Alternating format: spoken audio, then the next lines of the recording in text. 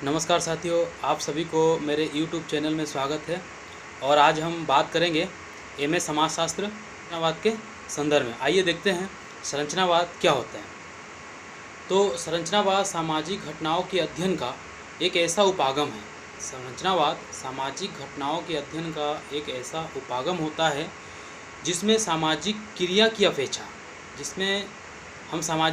अपेक्षा सामाजिक संरचना को अधिक महत्व दिया गया है। जहाँ पर व्यक्तियों के अंतर क्रियाओं से संबंधित जो प्रक्रियाएं होती थी, अब वहाँ पर क्या होता है, सामाजिक संरचनाओं को अत्यधिक महत्व दिया गया है। संरचनावाद मूल रूप से इस विचार पर आधारित है कि सामाजिक यथार्थ के बहुधा स्थिर एवं बदलते हुए चेहरे के पीछे कुछ छुपी हुई संरचनाएं होती है। जिस प्रकार संरचनावाद भाषा विज्ञान पर आधारित होता है, उसी प्रकार ये क्या होता है, सामाजिक विज्ञान व मानविकी में संरचनावाद एक सोचने का तरीका या एक प्रयोग विधि कार्य होता है। वे समुदाय जिनका विस्तार मानवीय भाषाओं, लोक कथाओं, सांस्कृतिक प्रयोग व साहित्य प्रयोग तक होता है। तो उसी प्रक्रिया में संरचनावाद एक बौद्धिक आंदोलन की प्रक्रिया होती है, जहाँ सामाजिक क्रिया की अपेक्षा सामाजिक संरचना को अधिक महत्व दिया गया है। उसी प्रक्रिया में हमने आपको पिछले वीडियो में बताया था सामाजिक क्रियाएं और सामाजिक अंतर क्रियाओं के बारे में, जहां पर सामाजिक क्रियाओं को प्रमुख रूप से विकसित करने का स्वरूप मैक्स वेबर को जाता है। वहीं प्रतीकात्मक अंतर क्रियावाद के संदर्भ में हम G.H. मीट और H. ब्लूमर के नाम भी ले सकते हैं। तो उसी प्रक्रिया में क्या होता है, संरचनावाद ये एक बौद्धिक आंदोलन होता है जिसकी जड़ें फ्रांस से जुड़ा हुआ है, जहाँ पर दुर्खिम, क्लाउड लेवी स्ट्रास, मार्क्स जैसे समाजशास्त्रियों ने इसके विशेष संदर्भ में कुछ अपने विचार व्यक्त किए थे। सामाजिक संरचना की परिभाषा अंतर क्रियाओं और सामाजिक संबंधों के माध्यम से की गई है, परंतु यूरोप के कुछ समाजशास्त्री हैं जिन्होंने सामाजिक संरचना की परिभाषाओं को अंतर क्रियाओं और सामाजिक संबंधों के माध्यम से स्वीकार नहीं किया है। उन्होंने इसे अस्वीकार करते हुए उन्होंने भाषा और विज्ञान के माध्यम से सामाजिक संरचना को जो कहता है, जिस प्रकार सोचता है, वही उसकी व्यवहारिकता को प्रभावित करता है। जैसे कि एलिसन वुल्फ और स्था वेलेस जैसे उन्होंने कहा था, विश्व के संदर्भ में जैसा हमारा अनुभव है, जैसी हमारी संरचनाएं होती है, अर्थात जो हमारे दैनिक जीवन का अनुभव ही सामाजिक संरचना का सार तत्व होता है। तो ये स्था वेलेस और एलिसन वुल्फ के द्वारा सामाजिक संरचना या संरचनावाद के संदर्भ में अपने परिभाषा के रूप में इसे विकसित किया था। जैसे कि संरचनावाद से संबंधित समाजशास्त्री दो भागों में विभक्त है। एक हो गया यूरोप के समाजशास्त्री, एक हो गया ब्रिटिश अमेरिकन समाजशास्त्री।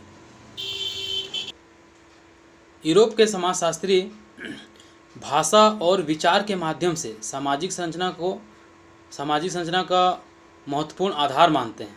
ठीक है, यूरोप के समाजशास्त्रियों में जैसे कि लेवी स्ट्रास और माइकल फोकाल्ट को बताया जाता है। उसी के मध्य अमेरिकन समाजशास्त्री एवं ब्रिटिश समाजशास्त्रियों में उन्होंने सामाजिक संरचना का मूल व्यक्तियों के मध्य होने वाले अंतर क्रियाओं को बताया है।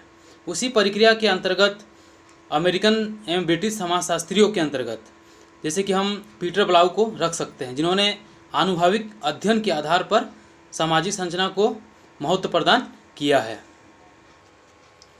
यूरोपीय संरचनावादियों में प्रमुख विचारक लेवी स्ट्रास और माइकल फोकाल्ट है, जबकि अमेरिकन समाजशास्त्रियों में पीटर ब्लाउ को प्रमुख माना गया है। पीटर ब्लाउ आनुभविक अध्ययन के आधार पर उन्होंने भाषा और विचार को सामाजिक संरचना के अंतर्गत उसे अस्वीकार कर दिया है, और उनका मत था कि आनुभविक अध्ययन के आधार पर ही व्यक्तियों की क्रियाओं को समझा जा सकता है या सामाजिक संरचना को हम समझ सकते हैं। और उसी के अंतर्गत भाषा और विचार के माध्यम से संरचनावाद का मूल आधार बताया था लेवी स्ट्रास और माइकल फोकाल्ट ने, और जिन्होंने भाषा और विचार के शब्दों पर सामाजिक संरचना को महत्वपूर्ण बताया। भाषा का सर्वप्रथम प्रयोग फर्डिनेंड ससोरे, उनका जन्मदाता के रूप में उसे माना जाता है। देखिए, संरचनात्मक भाषा विज्ञान में फर्डिनेंड डी ससोरे का नाम प्रमुख है। ससोरे को संरचनावादी सिद्धांत का जनक माना जाता है। ससोरे के अनुसार प्रत्येक भाषा की एक व्याकरण होती है जो भाषा बोली के रूप में होती है। भाषा एक अमूर्त व्यवस्था है जिसमें स्वर एवं वचन आते हैं। उसी प्रक्रिया के अंतर्गत संरचनावाद भाषा और वैचारिकी से जुड़ा नहीं है। संरचनावाद भाषा और वैचारिकी से जुड़ा नहीं है, ये पीटर ब्लाउ ने कहा था, और उनका कहना यह था कि यह नियम अनुभविक अध्ययन पर आधारित होता है। संरचना कुछ नियमों पर आधारित होता है जो अनुभविक अध्ययन पर आधारित होता है। तो इसको पीटर ब्लाउ ने अपने द्वारा व्यक्त किया था। तो उसी प्रक्रिया के अंतर्गत संरचनावाद तुलनात्मक दृष्टि से वर्तमान समय में विकसित बौद्धिक जगत की एक सामान्य विचारधारा है जो संशोधन की प्रक्रिया में है। परंपरागत संरचनावाद का जन्म फ्रांस में हुआ, जिसमें क्लाउड लेवी-स्ट्रास की प्रमुख भूमिका रही। फ्रांस के संरचनावादियों का मत है कि संरचनावाद की जड़ें भाषा पर निहित होती है। चूँकि संरचनावाद आधारित तथ्यों की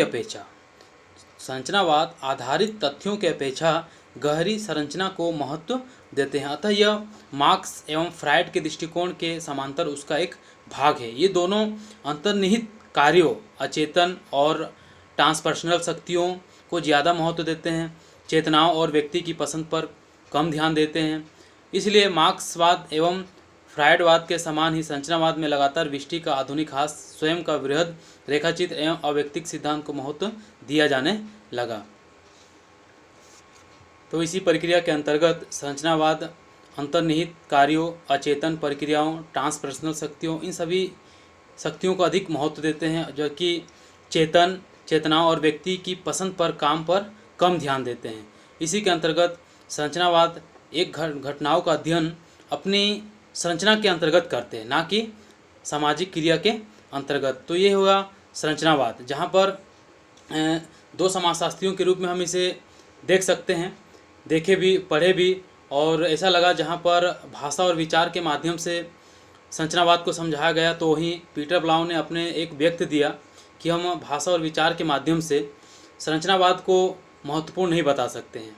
उसने उस प्रक्रिया को अस्वीकार कर दिया और उन्होंने अनुभविक अध्ययन पर, क्योंकि समाज के अंतर्गत कुछ नियम होते हैं, समाज में संरचनाओं के लिए एक नियम बनाया गया है जो अनुभविक तथ्यों पर आधारित होता है। तो पीटर ब्लाउ ने अनुभविक अध्ययन के आधार पर सामाजिक संरचना को समझाने का प्रयत्न किया है। तो ये हुआ आपका संरचनावाद क्या है, किस प्रक्रिया के रूप में कार्य करता है।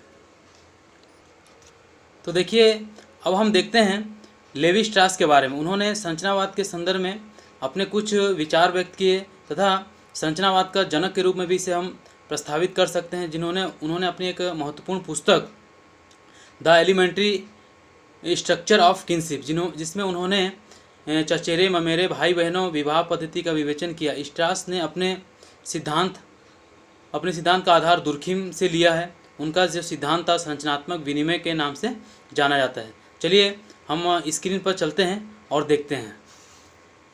तो देखते हैं लेवी-स्ट्रास ने मानव प्रकृति एवं सांस्कृतिक विभिन्नता, human nature and cultural diversity के अनुसार उन्होंने उसे मूल रूप से संरचनावादी विचारक के रूप में कह सकते हैं। अंग्रेजी में अनुवादित उनकी प्रमुख पुस्तक नाम the elementary structure of the kinship, जिसमें उन्होंने ममेरे फुफेरे भाई बहनों के विवाह पद्धति का विवेचन किया, और उनकी जो सिद्धांत पद्धति है उन्होंने उसे दुर्खिम से प्राप्त किया था, और उनका सिद्धांत संरचनात्मक विनिमय के नाम से जाना जाता है। जैसे कि लेन देन की प्रक्रिया पर, विनिमय का मतलब होता है लेन देन की प्रक्रिया पर आधारित होता है।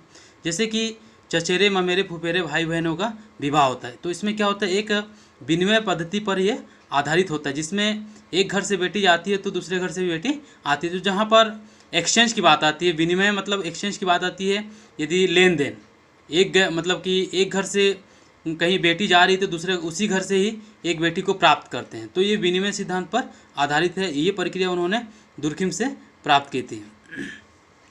स्ट्रास ने संरचना के 3 प्रकार बताए हैं। जैसे कि प्रथम में है, संरचना वो है जिसका निर्माण सामाजिक संस्थाओं एवं संगठनों द्वारा होता है। तो जैसा कि यहाँ पर बताया गया है, संरचना का निर्माण सामाजिक संस्थाओं, जहाँ पर बहुत सारे लोग संगठनों द्वारा होता है। एक संस्था होती है और वहाँ पर क्या होता है, एक संगठन बनाया जाता है। तो उसी के आधार पर क्या होता है, सामाजिक संरचना का निर्माण होता है, जहाँ पर हम मानवशास्त्री समाजशास्त्री वास्तविक, जहाँ पर मानवशास्त्री और समाजशास्त्री इसे वास्तविक मानते हैं। तो उसी प्रक्रिया के अंदर दूसरा वो है जिसमें संरचनाओं के मॉडल होते हैं। तो हम देखते हैं संरचनाओं के अनेक मॉडल होते हैं। जिस तरह से मनुष्य की एक ढांचा होती है, तो उसी प्रकार से संरचना की भी एक ढांचा होती है। तो हम देखते हैं कि हर्बर्ट स्पेंसर, जिन्होंने समाजशास्त्र को एक क्रमबद्ध रूप से प्रस्तावित किया था, उन्होंने सामाजिक संरचना को साववी के माध्यम से बताने की चेष्टा की थी। उन्होंने ये कहा था, मनुष्य की जिस प्रकार की संरचनाएं होती है, उसी प्रकार समाज की भी एक संरचनाएं होती है, जहाँ पर मूल्य नियम भावनाओं से प्रेरित होती है, और उन्हीं सभी इकाइयों अंग इकाइयों को बनाए रखने में जो सफल होते हैं, तो उसे सामाजिक व्यवस्था के अंतर्गत या सामाजिक प्रकारवाद के अंतर्गत उसे हम रखते हैं। और तीसरा वह है जो मनुष्य के मस्तिष्क से निर्मित होता है, जो मनुष्य के मस्तिष्क से संबंधित नातेदारी, गोत्र और मिथक, ये सभी संरचनाएं मनुष्य के मस्तिष्क से निर्मित होता है। तो ये उसके 3 प्रकार उन्होंने बताए थे संरचनावाद के संदर्भ में। स्ट्रास ने आदिवासी समाजों के, लेवी स्ट्रास ने आदिवासी समाजों के जो नातेदारी, मिथक, गोत्र है, जो संरचनात्मक व्यवस्था, जो उनकी संरचनात्मक व्यवस्था है, उनको भाषा के माध्यम से समझाने का प्रयास किया था। स्ट्रास का संरचनावाद आदिम समाज व्यवस्था है। उनकी जो संरचनावाद की जो प्रक्रियाएं होती है, वो आदिम समाज की एक व्यवस्था होती है। संरचनावाद आदिम समाज व्यवस्था पर पूरी तरह से लागू होता है। उनका विचार है कि शब्दों के विनिमय की तरह विवाह में भी जीवन साथी का विनिमय पाया जाता है। मतलब कि शब्दों के विनिमय की तरह, जहाँ शब्द का हम विनिमय करते हैं, यदि कोई व्यक्ति एक बात को कहता है तो हम उसके बदले एक दूसरी बात कहते हैं। जिस प्रकार शब्दों का एक विनिमय होता है, तो विवाह में भी क्या होता है, एक विनिमय होता है, जहाँ पर लेन देन की प्रक्रियाओं पर आधारित होता है। भाषा व्यवस्था में बंधुत्व व्यवस्था में पाई जाने वाली समानता का उल्लेख करते हुए उन्होंने कहा कि भाषा एवं बंधुत्व व्यवस्था में मानव मस्तिष्क की एक उपज होता है। तो भाषा व्यवस्था और बंधुत्व व्यवस्था में जो पाई जाने वाली समानता का जो उल्लेख होता है, वो मानव मस्तिष्क पर ही निर्भर करता है। शब्द के अर्थ और बंधुत्व में, ठीक है, शब्द के अर्थ और बंधुत्व में पर्दों के अर्थ मस्तिष्क पर निर्धारित होते हैं। तो ये हो गया लेवी स्ट्रास की प्रक्रियाएं, जहां उन्होंने आदिम समाज व्यवस्था के संबंध में अपने मॉडल को प्रस्तुत किया था, और उन्होंने भाषा और अर्थ का प्रयोग उसी प्रक्रिया के माध्यम से कहा, जहां पर वो ये कहते हैं जिस प्रकार शब्दों का एक विनिमय होता है, उसी प्रकार विवाह में भी एक विनिमय की प्रक्रियाएं पाई जाती हैं, जहां पर उन्होंने भाषा को महत्वपूर्ण बताया था। अब लेवी स्ट्रास ने मानव प्रकृति के 3 नियम बताए हैं।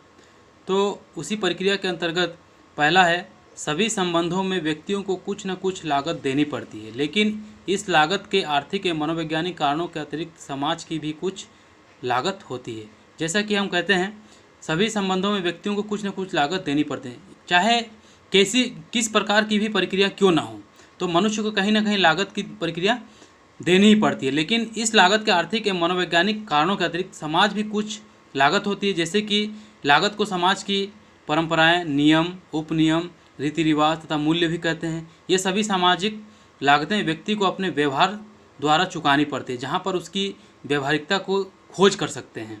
वहीं पर मानक मूल्य और परंपराओं का पालन नहीं करते तो वे सामाजिक का कर्ज नहीं चुकाते, अतः ऐसे व्यक्ति को समाज दंडित करता है और उसकी निंदा भी करने लगता है। दूसरा है, व्यक्ति जो कुछ भी करता है उसके जो भी स्रोत है उसके निजी स्रोत नहीं होते। मतलब कि यहाँ पर यह कहना है, व्यक्ति जिस किसी कार्य को भी करता है उसके स्वयं के स्रोत नहीं होते हैं, कहीं ना कहीं उसका संबंध समाज की प्रक्रियाओं से जुड़ा होता है। तीसरा है, विनिमय व्यवहार में पारस्परिकता होती है। इस पारस्परिकता को बनाए रखने का श्रेय समाज को होता है। जैसा कि हम कहते हैं, विनिमय व्यवहार में जहाँ लेन देन की प्रक्रिया में पारस्परिकता को देखते हैं, हम व्यवहारिकता को देखते हैं, और इसी व्यवहारिकता को बनाए रखने के लिए समाज कहीं ना कहीं अपना ध्येय व्यतीत करता है, जहाँ पर इस व्यवहारिकता को बनाए रखने या इस पारस्परिकता को बनाए रखने का श्रेय समाज को होता है। अब है लेवी स्ट्रास का संरचना सिद्धांत। किस प्रकार उन्होंने संरचना सिद्धांत का मूल आधार बताया, किसे बताया, किस कारण से उसे बताया। जैसे कि उन्होंने संरचना सिद्धांत का मूल आधार नातेदारी संरचना का विश्लेषण है, मतलब कि नातेदारी को उन्होंने संरचना का मूल आधार बताया, जिसको मिथक पर लागू किया है। इन अध्ययनों से निष्कर्ष प्राप्त हुआ कि हमारे विचारों की जो प्रक्रियाएं हैं वे ही हमें मनुष्य बनाती है। मतलब कि लेवी स्ट्रास का ये कहना है, मनुष्य की जो विचार होती है, जो भावनाएं होती है, उसी से ही उसकी व्यवहारिकता पता चलती है, वही मनुष्य का निर्माण भी करती है। मनुष्य और पशुओं में एक अंतर होता है, जहाँ पर हम देखते हैं कि जो एक जैविक प्राणी के रूप में होता है, एक सामाजिक प्राणी के रूप में होता है।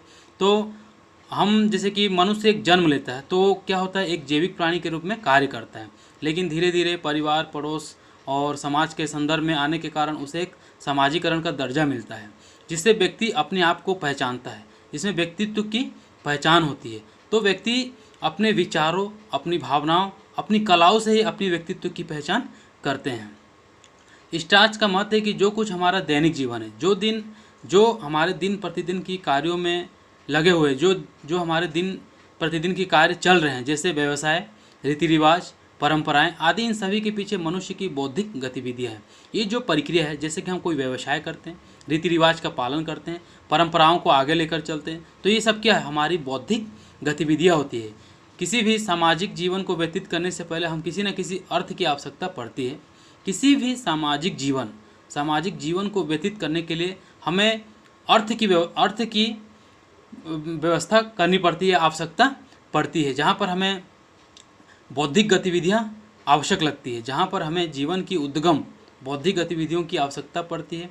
मिथक के विषय में उनका मत है कि दुनिया भर के मिथकों में कुछ तत्व सार्वभौमिक है और यह सार्वभौमिक तत्व ही संरचना है। कहीं ना कहीं मिथक के विषय में उनका मत है कि दुनिया भर के मिथकों में कुछ मिथक सार्वभौमिक है और यह सार्वभौमिक तत्व ही हमें संरचना का निर्माण करने में सहयोग देती है।